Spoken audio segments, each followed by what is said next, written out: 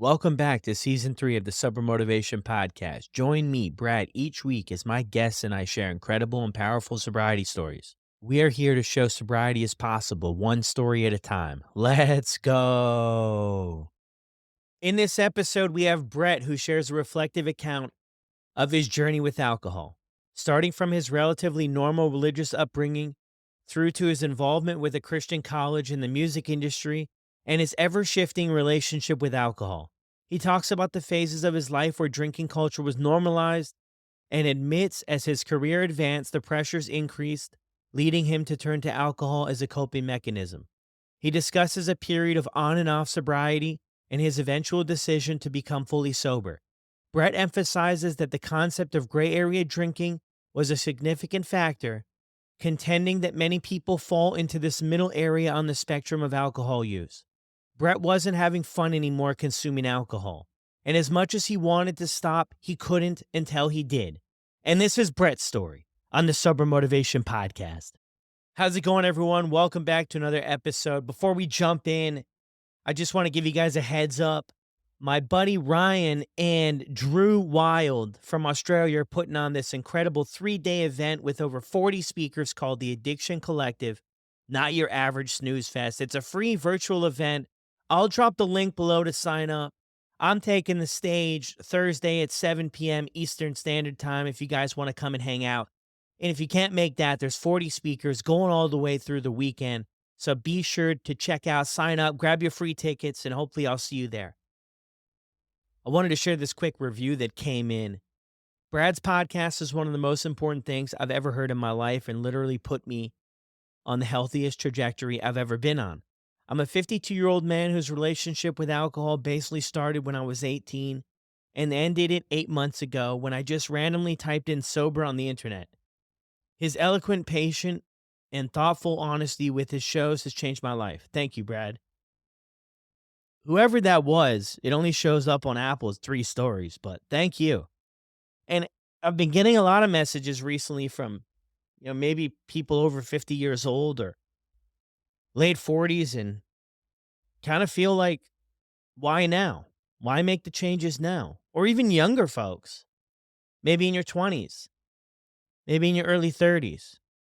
What I've learned from hearing over 130 stories here on the podcast and working with people directly and indirectly in ways over the last 10 years is that more than likely, things are probably not going to get better if you're already experiencing problems with your drinking. If your relationship with alcohol is not one that is positive, I don't know that that's going to flip around. My whole reason for sharing that, if there's anybody out there that feels like you can't turn it around, you can. And I also want to say a big thank you for everybody who leaves a review, because I get all the credit kind of for this show, but this is only possible because of you all that come and share your stories. So thank you for being willing to do that. Now let's get to the episode. Welcome back to another episode of the Sober Motivation Podcast. Today we've got a fan, a listener. Brett, how are you? I'm great. How are you? I'm well, man. I'm glad we could narrow down some time to share your story on the show. Same. Me too. I'm really excited to be here. Thanks for having me. Of course. So what was it like for you growing up?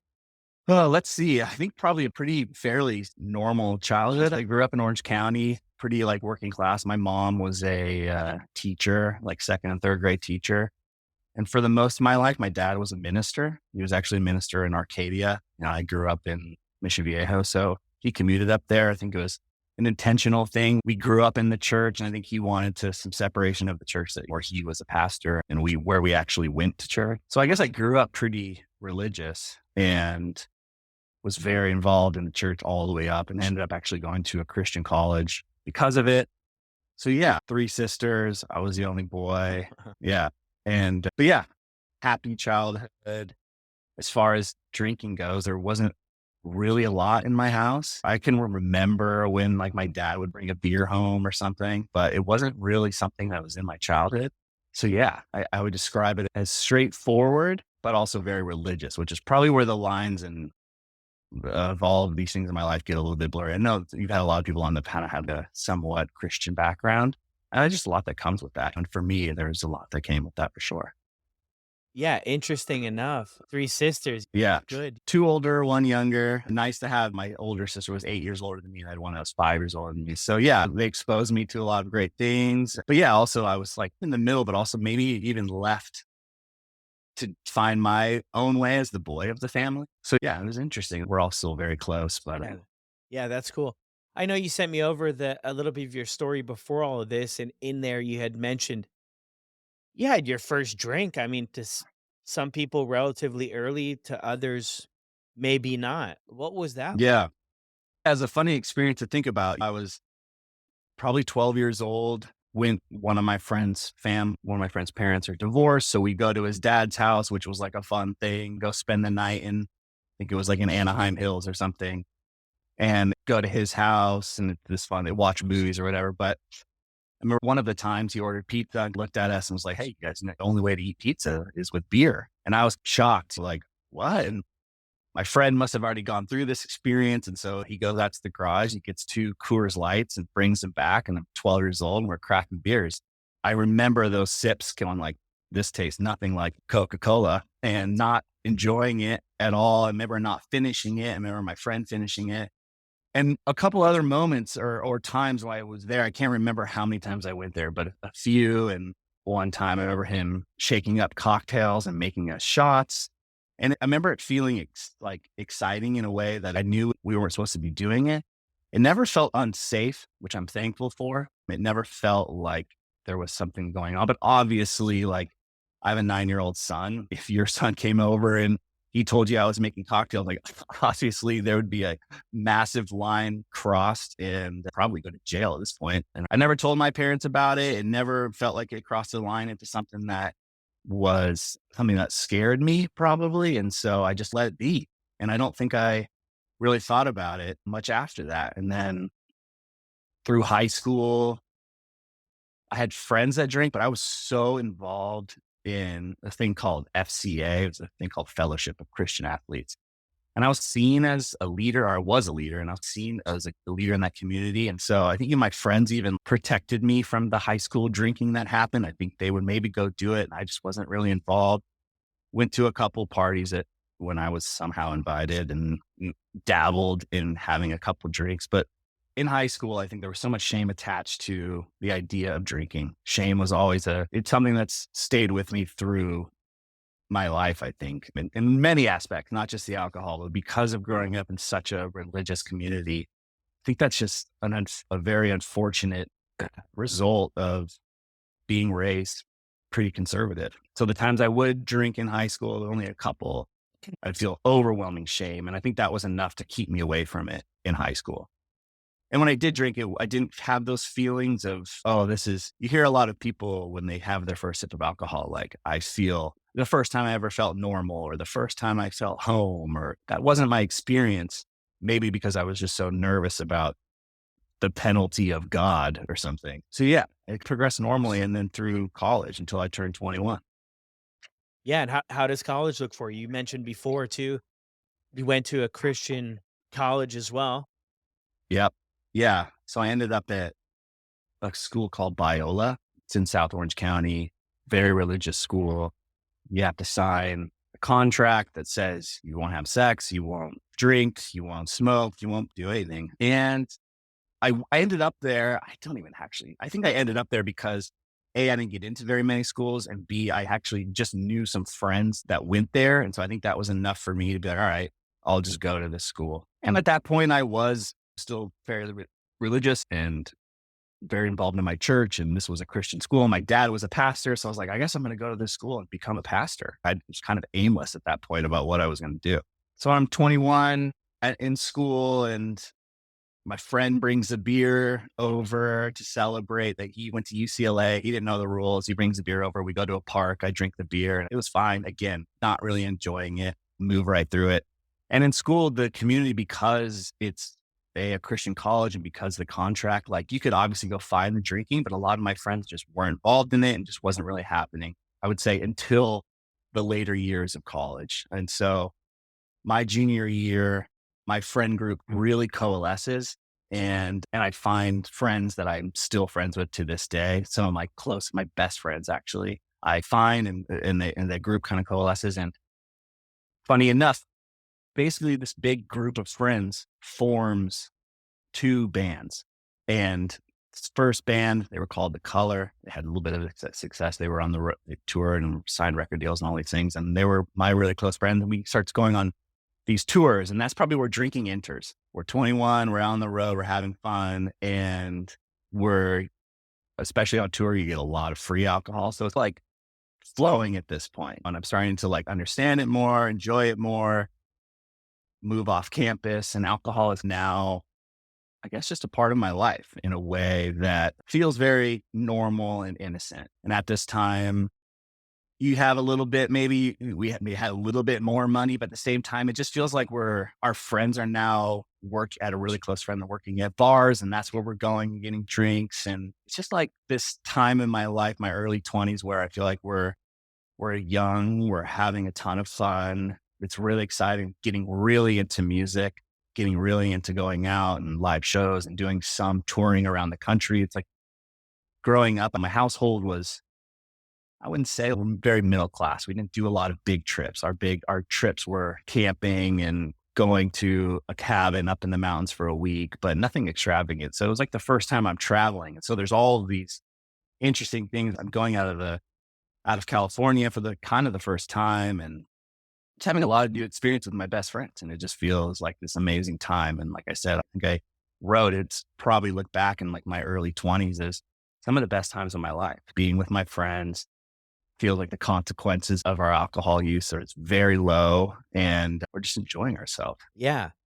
I mean, I didn't travel and do the whole band thing, but I mean, I can relate to in college. Yeah. It wasn't the consequences were low. I mean, we definitely had like your 21 and 20 and 21 and 22-year-old sort of consequences, but they were Right. relatively low when it came to drinking. And I just found I was always a little bit shy and introverted maybe, and I just found the alcohol when I reflect at the time, I didn't realize it, but I just found it as the social lubricant. I could go into Hmm. situations that otherwise I wouldn't feel comfortable, I didn't feel good enough, and this is all retrospect, looking back. At the time, I knew there was something up, but the benefits just outweighed the consequences for me initially, Hmm. right? Talking to girls and meeting people and being invited to stuff and people text messaging me, we had these new phones with text messaging, and I Yeah. felt like I had a purpose.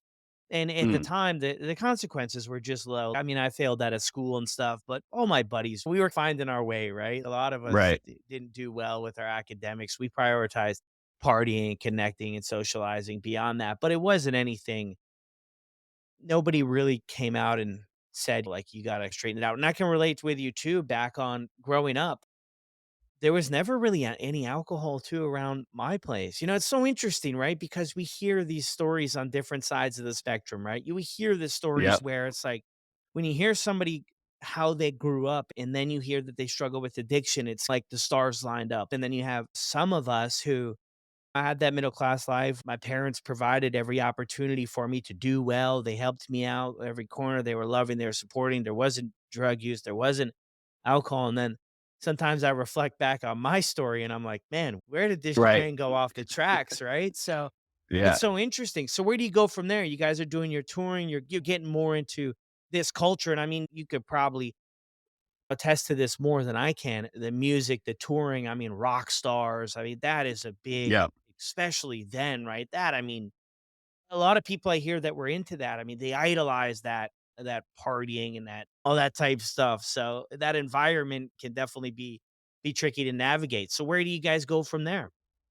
Yeah, it's interesting. I think it's right in line with going through Biola, Christian college. I'm also simultaneously like deconstructing my faith. I still consider myself a very spiritual person and have my own kind of relationship to that. But I'm definitely, and I think all of us in that group are really deconstructing what it means to us. There was a lot of things that happened at that school to friends of mine, to friends I made that I still to this day really disagree with and have really strong views against of how it was handled.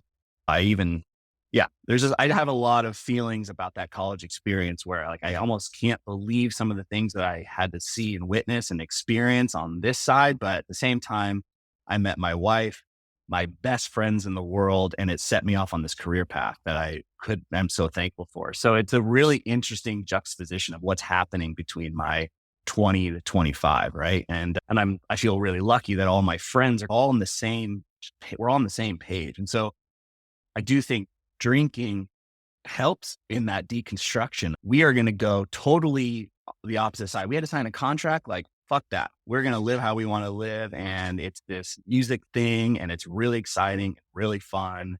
And maybe for a few of us, alcohol was always this thing that was taboo and we didn't do. But now it's like, fuck that, man. Like we're having fun and we're living how we want to live. And it's great, you know? So it moves pretty quickly, to be honest. We're all like moving off campus. We're all living together. At one point, I live in a studio, literally in a music studio with 9 guys. And it was probably 800 square feet or something like that. We all lived in the little control room we had bunk beds, triple stacked. So we had 3 sets of 3 bunk beds. We all lived together. And again, having fun, but that's where alcohol is really starting to enter. And that's where I'm drinking way too much for the first time and having 3-day hangovers because I drank like a half bottle or a whole bottle of wild turkey.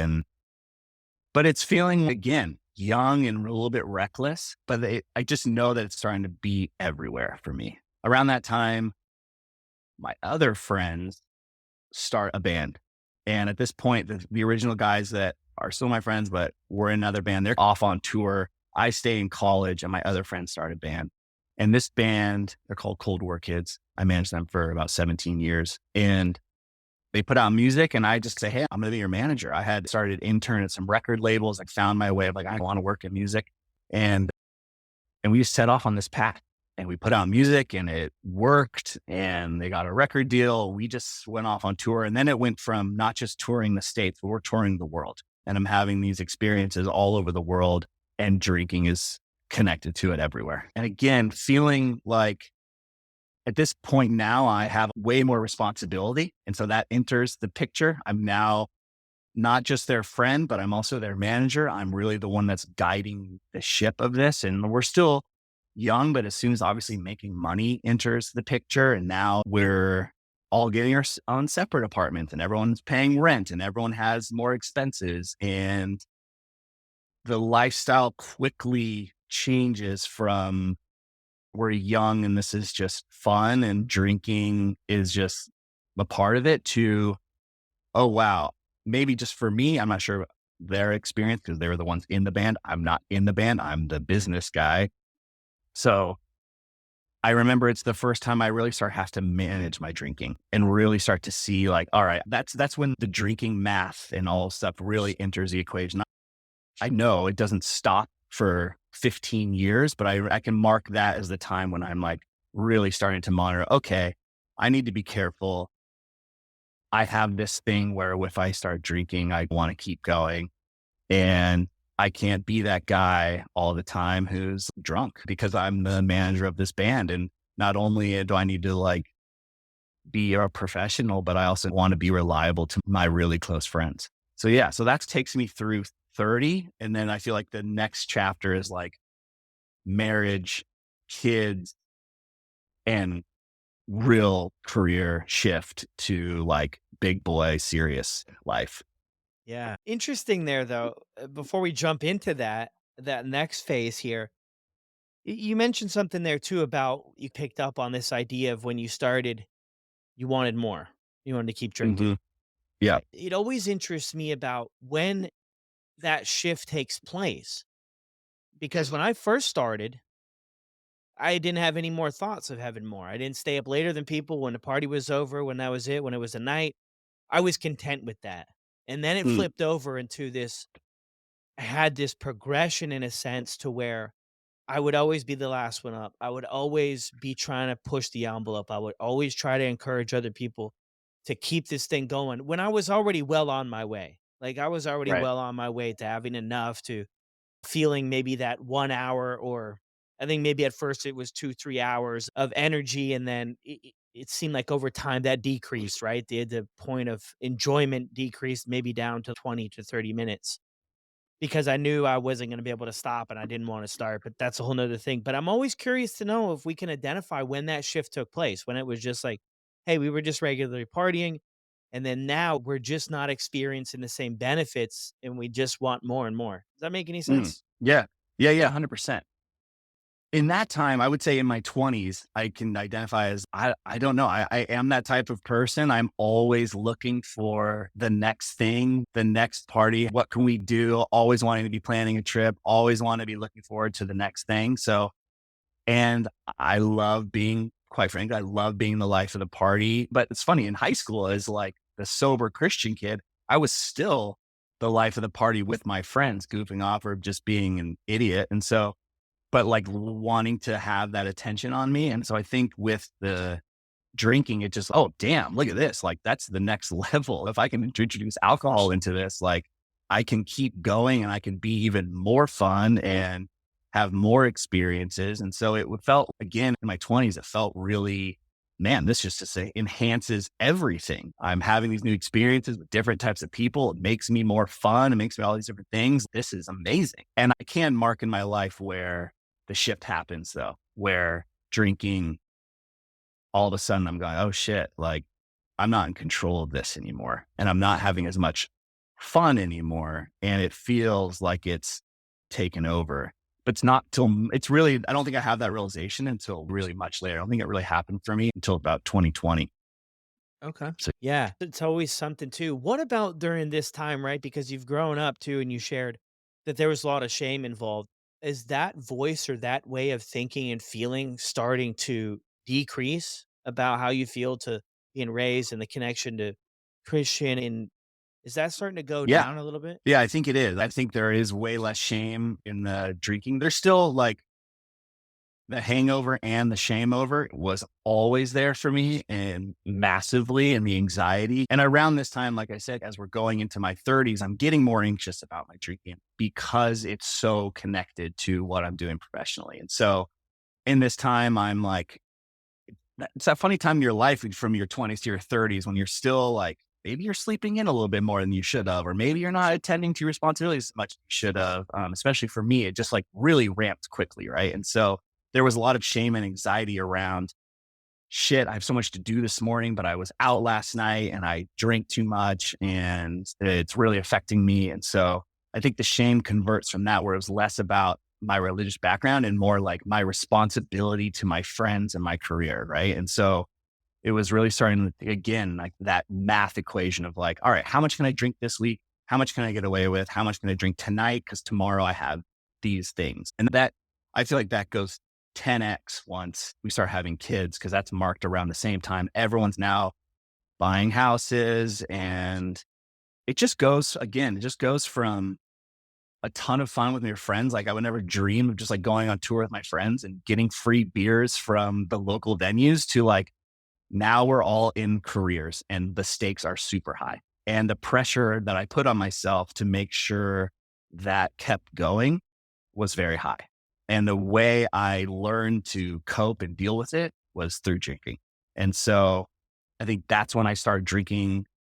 I don't even remember drinking alone at my house, but I think that's when drinking by myself enters, but it's masked under this guise of, oh, I know how to make the best cocktails now. So I have every single type of alcohol in my house. It doesn't even make sense. I have a bottle of brandy I never even touched, but for some reason I have a bottle of brandy. When like I'm making all sorts of cocktails like by myself, or when people come over, or maybe sometimes for my wife.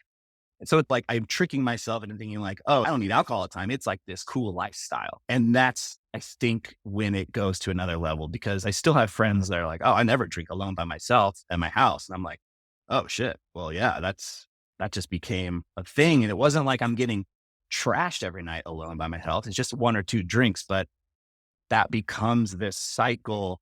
And man, alcohol is such an incredibly powerful drug. It gets the hooks in you. And I don't think it started becoming a choice necessarily if I was going to have that one or two drinks every night. It just became my lifestyle and it became everywhere. So it was, my career is going out a lot. drink. Travel a lot, drink. When I'm home to relax, drink. Weekends, no question, with friends, go out, drink. And so it was pretty much pervasive in every single aspect of my life. And in a way that goes, wait, what the hell happened? 10 years ago, I even hated the taste of beer. And I feel like I've listened to so many episodes of your podcast where the slope and the transition from that of how most people's stories aren't, I had my first sip of wild turkey and I drank the entire bottle. Most people's stories are this progressive story. And that's why I found your podcast so helpful, because it's so shocking how slow it can happen, but how quick it can happen, right? Like Mm. all of a sudden I was going from hating the taste of beer to a year ago when I finally quit, I was having 6 or 7 martinis just to get to that place that I was hoping to find. And I think alcohol, and there's certain books, I'm forgetting which ones, but there's a book called Quit Like a Woman by this woman named Holly Whitaker I found so powerful. I think she references just that that's a very traditional role that alcohol can play in people's lives as far as addiction goes. It can really creep up on you and ramp up on you to the point where it takes more and more. It's this very slow process for people. And all of a sudden, you're drinking by yourself at home every single night. And that's really what was happening for me all through my 30s. Yeah, I think that's what maybe makes alcohol so terrifying. Because I think Right. if you do other stuff, if you use other stuff, your life can become unmanageable probably quicker. Consequences Mm, can set in. It's not gonna be for everybody. I mean, there's probably people out there who recreationally use stuff and experience a lower minimal consequences. But I think for the majority, if you get hooked on cocaine or whatever it is, right, you're probably gonna experience consequences faster, maybe wake up to it or maybe not. The thing with mm, alcohol is it's so accepted in our society. Even if you've got a full-blown problem, I hear it yeah. time and time again, people are gonna tell you you don't. And it Mhm, doctors, therapists, friends, family members, the wildest thing, and this is only my guess, but I think a big reason why that happens is because if you go to somebody and they drink like you, they look like you, they work like you, their life is because the people we hang out with, there's a lot of things in common. And if there's a lot of mhm, things in common there, and you go to them and you say, "Hey, Brett, I've got a problem with drinking. It's really affecting my life, my relationships, my career, my goals, all these areas," and they can relate their life to yours. They don't want to hear it. So they're right. gonna They're tell threatened. you're gonna Yeah. tell you, "Come on, man, Brad, wake up. There's nothing to see here, dude." I never really had that problem. I mean, I was arrested so many times and making the paper and all this stuff. When I was like, "Yeah, I'm gonna try to do this whole thing and change my life," everybody's like, "Yo, this is Yeah, incredible you're right. because Yeah. we don't have any more bail money to get you out of jail." But I do hear this story a lot of times, and it's tough, and that's why I think, and even reading your story that you sent to me, you went through so many of these different steps, peeling the onion back, and then towards the end, I think it's we've gotta really just get to a spot of honesty with ourselves. Mm, That's scary because once we get there, I think we deny it for a long time. We put it on the back burner, we don't think about it, we cover it up. But once it's out there and we're so honest about it that, "Hey, this is really impacting my life," then we start the wheels turning to do something about it, and that process takes time too. That process mm. could, for some people, 10 years, for some people, 2 years. But I think it's so important to get to that spot of honesty. So backing up a little bit here, what are the 30s looking like for you? Because you mentioned married, kids. I mean, it's a lot of Yeah. stuff. So how does that look? Yeah.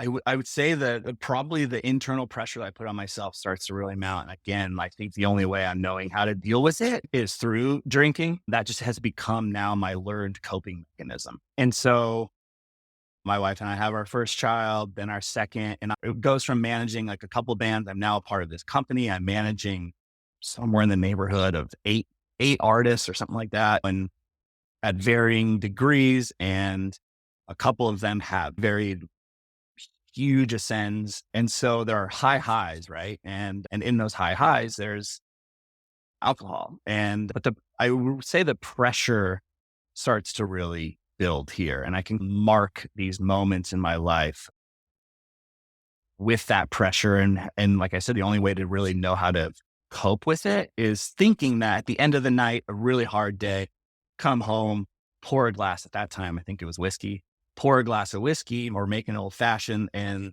that's how I'm going to decompress. Right. Kind of knowing the next morning that the consequence was going to be more anxiety, more stress. But I think just thinking, well, that's just my job. That's not the alcohol. And in that, it's probably 2016. So I'm like, let's see, I'm 35 or something like that. I have my most successful year at that point as far as my clients. I'm having really high highs. I have a client that's headlining Coachella. That's like a pinnacle moment for me. And I go into that the year before and I'm like, someone bets me $100. It came up out of nowhere. And let's say at this point, I'm drinking every single day and I'm really analyzing it. Man, maybe it was the first time going, is this normal? Should I be drinking this much? I can't really tell. Should I stop? No one around me is stopping. No one around me is telling me that I should stop. My family life is in order. I have this job. It all seems to be going pretty well. But internally, I am constantly worried about how much I'm drinking and how much it's affecting me. But something I'm thinking about all the time. So a friend, obviously not knowing this at all, that I worked with, I think I say something like, I could totally stop drinking anytime I want. And he goes, no way, you can't do it. And I said, I could totally do it. And he says, okay, I bet you can't go 5 months. I said, okay, let's go. $100. It was like $100 meant nothing. I didn't need it. I don't think it was about the money. It was just this. I knew in the back of my mind, I can think about it now. Give me any excuse to stop. So that's the first time that I really put the brakes on. And I go about 5 months not drinking. And I can really mark that time as a really great, feeling very clear, very present. There are times when I had to maybe travel to New York or something and sitting in the hotel room, like looking at the mini bar going like, would this be maybe a little bit more fun if I'm drinking, but I don't. And I'm thankful for that. So I make it all the way to the 5 months and of course celebrate somehow with, I remember it was white wine. And I remember drinking it and it like literally going in down my throat and like almost shuddering at the taste. Feeling like I had just drank something so vile. I couldn't believe it. And my body was going like, why'd you give that to me? But of course, just powered through. And I think I got drunk that night. And I think I probably got drunk the next night. And it just got me back on the cycle as if it never happened. So I think I spend the next 2 years in that cycle of attempting to manage it, trying to eat healthy, trying to be healthy, working 80 hours a week. I'm working so much at this point. It's really taken over my whole life. Work is everything. And so drinking is just accompanies that. And it takes me to the end of 2018, where I remember being in Palm Springs and completely exhausted and just thinking like, I can't do this anymore. I can't do this job anymore. I need to stop, but I don't know how because it's so entangled with everything in my life, not just my best friends, but my family and everything is just connected to this. And so that's where it starts feeling alone. I start feeling really alone and not really feeling like I have somewhere to go. And that I think where drinking probably goes to a level that it had never been before, where it is all the time and it is every weekend and it is finding excuses earlier and earlier on the weekend to drink, have a beer, have cocktails. I'm now bringing my friends way more into it. I'm the pace car for my friends when it comes to our drinking. If I was ramping up, they were ramping up. And so 2019, I feel was a year where we drank a lot. And by the end, I was just exhausted and was the first time I started making active decisions to potentially move on from my job. And of course, 3 months later, the pandemic. And it shuts everything down. Any idea of potentially moving on and finding a new job, totally gone. Especially my industry, the music industry, as you probably know, just got totally decimated and shut down. And we felt like we all knew it was going to be a few years before it turned around. So obviously in the pandemic, as it did for a lot of people, alcohol was just around and delivery alcohol was all of a sudden a thing. And I can get 2 bottles of tequila sent to my house in 20 minutes. And we're so bored and there's nowhere to go. And now drinking is really like the main activity in my life. And if I'm doing something or going somewhere, we were able to do a lot of camping in the pandemic and get outside a lot. And luckily, being in California, that was amazing. Drinking is at the center of that. And so it felt like in 2020 and 2021, that's when I'm drinking way more at home. There's way more alcohol coming through the house. My wife probably doesn't understand. If there's one tequila bottle in the cabinet, she's not aware that it's actually been 4 different tequila bottles over the course of 2 weeks. She thinks maybe it's been the same one. But again, I'm like holding it all together, but I'm just not happy. I'm really not happy. And I think that's when I start identifying that I'm not happy. And it's the beginning of 2021 when a really close friend that I'm talking to about this stuff and who also was drinking more than he wanted to, and he's now stopped for a few years. He hands me the book by Holly Whitaker. And funny enough, it's called Quit Like a Woman. Obviously, I'm not a woman, but I would mark that as such a turning point in my life. That book, I'm not sure if you've read it or have had people who've read it, but it is an extremely powerful document of this woman's life and her alcohol, relationship to alcohol. And I think that's also the first time I hear someone use the term relationship to alcohol. And she says in it that she hated it. And I think that term blew my mind. Up to that point, it's alcoholic or non-alcoholic. I don't think I'm an alcoholic because I have friends and colleagues and people who are alcoholics. They're the ones getting arrested. They're the ones in the news. They're the ones that lives are totally fucked up and upside down and their families are leaving them. That's alcoholism. What I do, I just like to drink. And there's a clear line between the two. Until I read that book and I saw that term, my relationship to alcohol, I realized, holy shit, like I hate my relationship to alcohol. I want it to change. And I had never thought about it that way before. Like I never felt like I had this kind of agency in a way over how my relationship to alcohol is. And so that was a real turning point for me. That's great. The one thing there too, where you say you kept it together, I mean, I'm with you on that, but I always felt like I had one foot on the banana peel. Like I felt like I Mm, kept it together. It required immense energy, to the point of exhaustion and anxiety. And I was able to keep it together, but I also felt like in the back of my mind, there was this constant screaming voice of you're eventually this is gonna fall apart. You can't do this forever because you're exhausted. You're living all these different lives internally. And for me, it was even hard at the end because I would say some people realized it was really bad and some people realized it wasn't really bad. And it was really hard to even put on the front anymore. Like after a mm, while, it was just it became that overwhelmingly exhausted life to live. To smile was hard because I knew, like in my core, I knew it was phony baloney. I knew that I mm, didn't have any happiness or joy left in my life. That escaped me a long time ago, and I was like constantly in this cycle of trying to find joy, like trying to find the dopamine rush from somewhere, and it was mm, just looking back, I just know it was completely depleted. I mm, was not able to feel any sort of a natural joy in any other way, and that's one of the things that motivated me to turn my life around is because I was just worried that I had that realization that the only way I'm getting a dopamine release or I'm feeling good is about this stuff that's superficial or it's drinking or it's drug use. And it was yeah, scary to think it like this is where I ended up. I can relate to that. I can relate to that. So that we talked a few minutes ago about that moment. So this is when that moment is for where the shift happens or consciously. And maybe the shift happened a long time ago about the role of alcohol in my life. It probably did happen way before this, but I remember it hitting me like a fucking ton of bricks on my birthday, 2021, I think. Standard, hey, all the guys, we're going to go out to a house in Palm Springs and we're going to have a fun weekend. And obviously that involves drinking. And for me, it's drinking pretty much all day.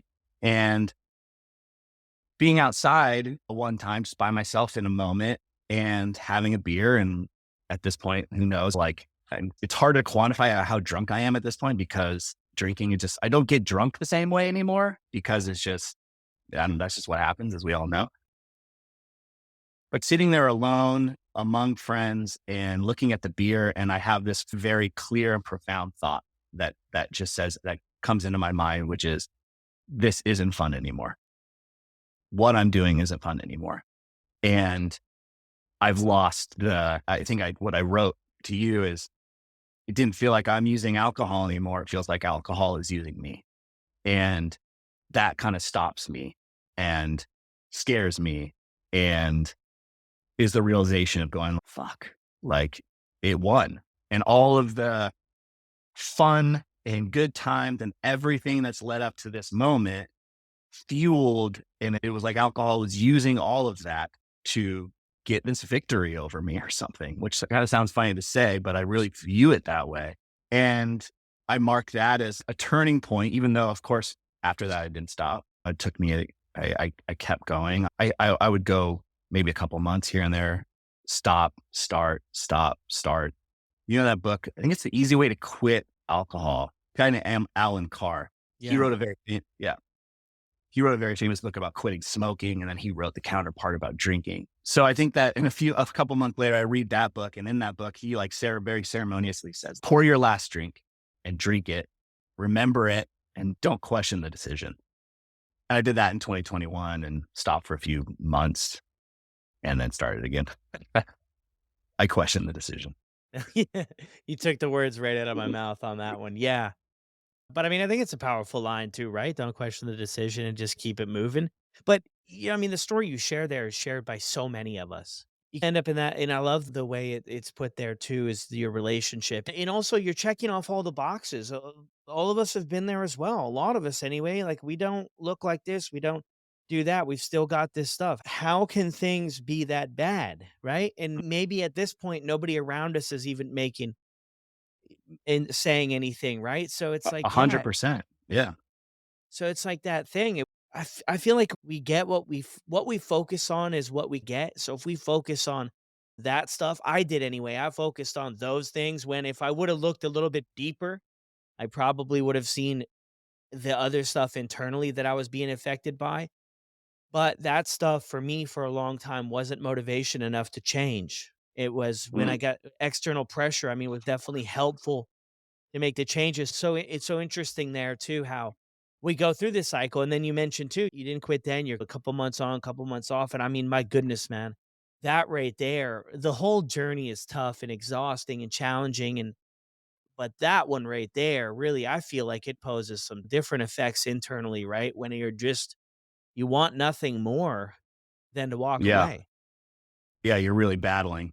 And that's where I think this gray area drinking, I really do that term. And I've heard a lot of people on your podcast talk about it. And I think it's the thing the reason why I've been vocal about it in my community, because I'm in the music industry and it's rampant, and it's just so important to talk about because it manifests so many different ways. And you're exactly right. People around me, I'm a normal quote unquote drinker. They don't know that internally I'm really struggling with it. And what's funny is, if I'm being really honest with myself, around this time into 21, 22, and then even into last year, 21 into 22, when I finally stopped, if hangovers weren't becoming so bad, and if I wasn't feeling like shit all the time, I don't think I would stop. I really do feel like the it was like this health thing and not feeling right all the time that eventually finally was like, I can't take this anymore. There are people that I know in my life who like, don't get hungover. And that's on one side of my brain. Oh my gosh, what a life. Like, you're so lucky. You can drink with no consequences, which obviously is not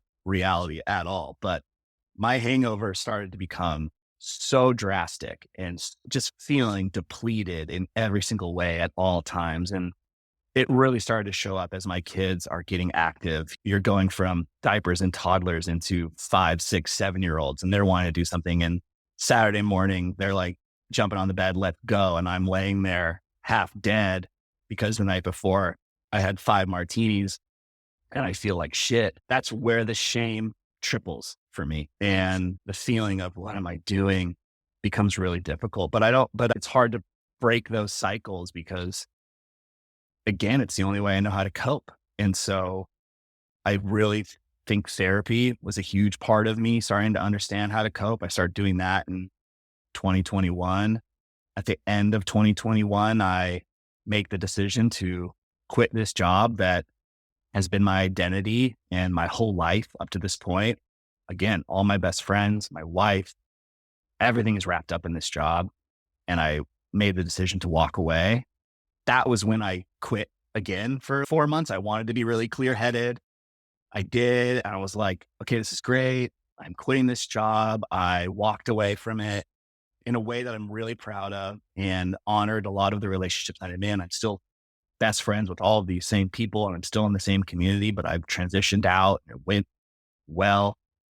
And I'm like, oh, it wasn't the, at that point, I'm like, it's not the drinking, it's this job. And that's what was the thing that was torturing me. Obviously, that's not right. So I go back and it's like drinking's one last stand. And I hit it really hard in 2022. And I'm drinking, and I think I drink most days. And every weekend, it's gone way up into multiple martinis. And it's Friday and Saturday night are just definitely getting drunk. And then I'm starting to see that I'm out on Tuesday, drunk, Wednesday. It starts really going. And then I'm starting to tell myself that I'm not going to do it. And I do. And as people say, the drunk math is now dominating so much of my brain. I'm like, if I have a drink on two drinks on Monday and I have this meeting on Tuesday, I'm using those like liquid IVs and I'm just constantly managing it all the time. And finally, I'm 39. I'm about to be 40 and I feel 60. I look in the mirror and I don't recognize myself. I'm 30 pounds overweight. I go to the doctor for like the first time in 10 years. My blood is a mess. I'm on this terrible path of literally being everything I don't want to be by the time I'm 50, where there's serious consequences. And I finally just decide I got to do something about this. I can't do it anymore. I'm not enjoying it. It's not bringing me anything at all, but I can't stop. And it's a fucking crazy place to be and a really hard place to be. And so I reread that book by Holly Whitaker. I reread Alan Carr's book and I just make the decision. I'm going to go to New York in December. I'm going to go after it. We're going to be like just my wife and I and some friends and no kids. And I'm going to nurse these hangovers and I'm going to hang it up on December 31st. And so we come back, we have New Year's here and I have a gin and tonic on January 1st of 2022. I drink half of it and I poured it down the drain and that was it. That's where I stopped. And I haven't had drink since. Wow. Well done, man. Incredible job. Yeah. Incredible job. It's so relatable, the story, though, right? Because you hit that spot to where it's not fun anymore. It's not bringing anything to your life, but a bunch of stuff that's not benefiting our lives. But you can't quit until you Yeah. do. So, what's the Yeah. last year been like for you? Yeah. That's really interesting. And it was a real year of self-discovery. I do feel like alcohol played a role in my life that really limited me from pursuing a lot of things and numbed a lot of things I really loved to do. I really loved to read. I didn't read any books while I was drinking. I really loved to write. I never wrote while I was drinking.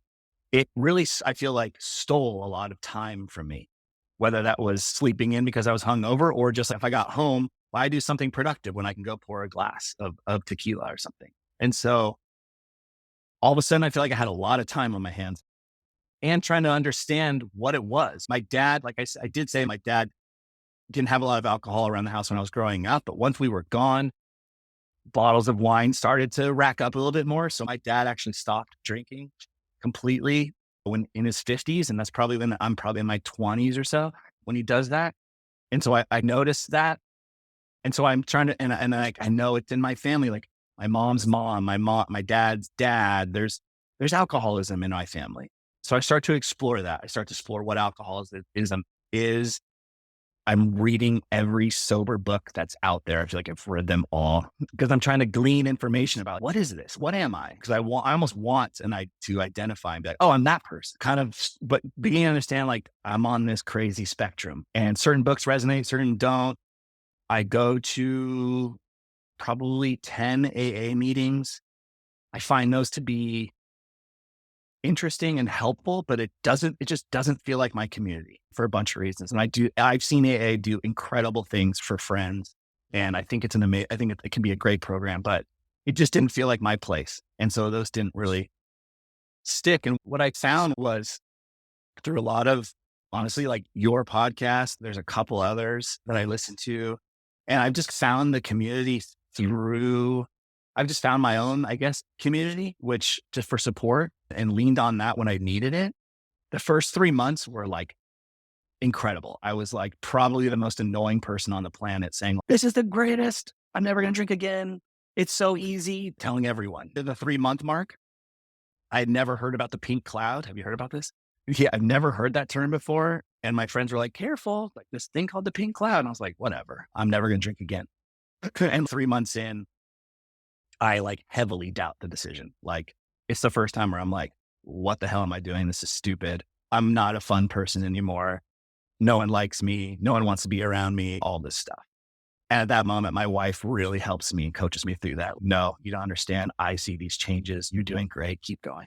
And that kind of happens. And funny enough, that kind of happens at the 3, 6, and 9 mark. And there are days when I don't even think about it. Weeks I don't think about it.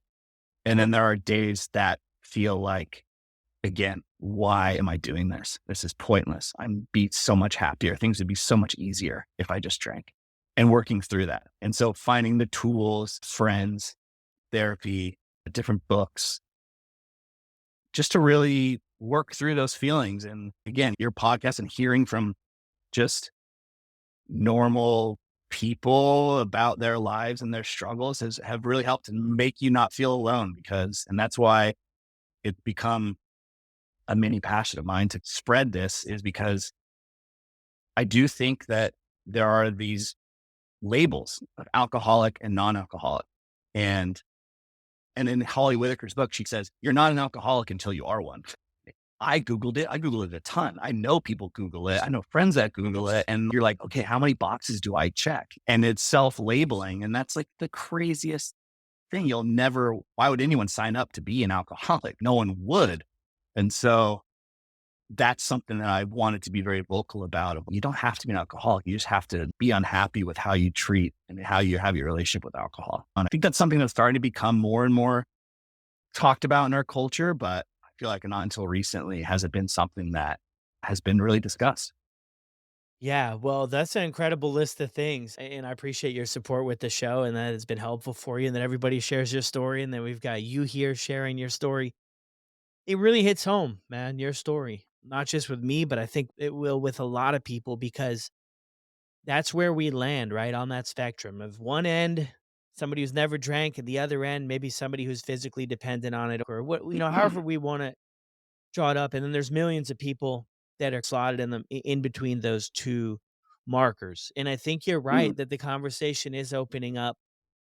I had Hillary Phelps on, and she mentioned this one thing that the elevator only goes down. And I don't know if this mm, is something that is going to be across the board for everybody, but I would feel comfortable saying for the majority of us, that's going to be the experience is that once we cross that line of feeling the shame around drinking, I don't know if it's possible to go back to it just not being like that because it's yeah. not every time that things go sideways, but things do go sideways. And I know people in my life who are just casual drinkers and things for them never go sideways. Right. Right. They never do. And I heard this thing too from the Huberman podcast, which I love a couple of his Hmm. episodes too, but Yeah. a good identifier that he's mentioning, and there's science, and that's his whole podcast. And I don't know everything quote for quote. I'll do my best Yeah. here Yeah. is that those of us who tend to struggle with alcohol, when we start drinking, we feel a lot of energy and we can keep that Mm, going at first, right? A lot of us have 3 hours and we're just pumped up, we're excited. People who aren't going to struggle with alcohol who are less likely, they get tired, right? That right. curve kind of flattens a lot faster. And then for us, I mean, I'm ready to go like 4, 5, 6 Yeah. hours. And the way I get more energy is I just keep drinking. And you'll hear a lot of times people too, like, I'll clean the house, have a few drinks. Yeah, but I'm Hmm. like, now I get it because when I wanted to do stuff or do this, yeah, we were always drinking and it provided us this energy. And then when I look around me now at people who have a different relationship with alcohol than I ever did, yeah, they're not cleaning the house when they're No. drinking. That's not a Yeah, part of their routine, but totally. but I really appreciate you coming on here and sharing this story, and huge congrats on over 1 year now, and I mean, starting off in the new year, I mean, for the new year and all the stuff you're doing is incredible. Is there anything you would like to leave everybody with today before we sign off? I guess the big thing that I'm thinking about right now is just you're not alone in it. And there are so many different, as we said, there are different ways and so many different outlets, I feel like, now to explore this. And I think so many people are so scared of what their friends or social circle will be like. And that is a thing. You have to relearn what it's like to go out and be around people at times when drinking was really the main focus. But I can tell you that a year into it, I don't think I've missed anything. I don't feel like anything is missing from my life. My close friends who were there before are even there closer now. And it's funny because I've stopped drinking. And like I said, I was the pace car for my friend group. The level of alcohol intake from my friend group has cut in half. And it's been extremely beneficial for all of us. And so if something about the social pressures or your friends telling you like, oh, they're not going to want to hang out with you or that way, they're probably not your friends to begin with. And B, I can just tell you that it's been so much fulfilling going this way than continuing to drink. Because that was another thing too. I just felt like my relationships were actually becoming more and more empty than actually becoming more full because the alcohol was robbing us of those connections. And so, Yeah. and I think that's a huge hurdle for so many people, thinking that the social pressure and the social norms of this gray area drinking will limit them. And I guess I can say a year into it, it's work. You have to work at it, but I can tell you it's so much more fulfilling than the alternative. So Yeah, that's beautiful, and that is something you're right, that's brought up so much. I always go on the idea of 4 quarters is better than 100 pennies because my circle did shrink, but the quality of the relationships mhm, skyrocketed. I mean, there was yeah, actually something there when I looked back too at people I was hanging out with, and it was nobody's fault. It was nobody's fault, but I didn't know anything about them. They didn't really know much about me. I right. mean, Yeah, we couldn't sit down for a coffee together. It would be the right, most awkward thing in the world. right. Um, Exactly. and now you can do that. You could do that. I want to mention to everybody too, if you guys want to hear Brett put together this thing, is it okay if I share your site here? Yeah, please. It's myalcoholstory.org. Is that the main address? That's it. Yeah. Yeah. Yeah, check that out. I've never put a blog together before. I didn't even know how to do it. So I was able to figure it out. And so, yeah, that's it. And it's through, honestly, through your podcast I forget the exact episode of what it was, but something struck me about what would it be like to write my life story through the lens of alcohol. And it came out so fast. And I was honestly shocked about, wow, what a role it's played in my life. Such a minor thing that growing up almost had nothing to do with my life became the absolute centerpiece of it was pretty shocking to me. I appreciate you sharing it. Yeah, of course. Yeah, so go and check that out. A little bit more in depth there in the written version, maybe a little bit of a different take, but yeah, check it out. Thank you so much, Brett, for jumping on the show. Thank you, man. I really appreciate it. Well, there it is, everyone. Another incredible episode here on the podcast. Thank you, Brett, so much for being willing to come on here, reaching out and sharing your story with us. I'll drop Brett's information so you can contact him on Instagram down in the show notes. I'll also drop the link for the signing up for the free virtual event, the Addiction Collective, down in the show notes. I'll see you guys on the next one. Keep on rocking. Thank you so much, as always, for your support. The podcast is really gaining some ground. We're creeping up on 1,000,000 downloads. Once we do, I'm going to line up another 8-hour live-a-thon on Instagram with a bunch of the guests that have been on the podcast over the last couple months. So thank you guys, and I'll see you on the next one.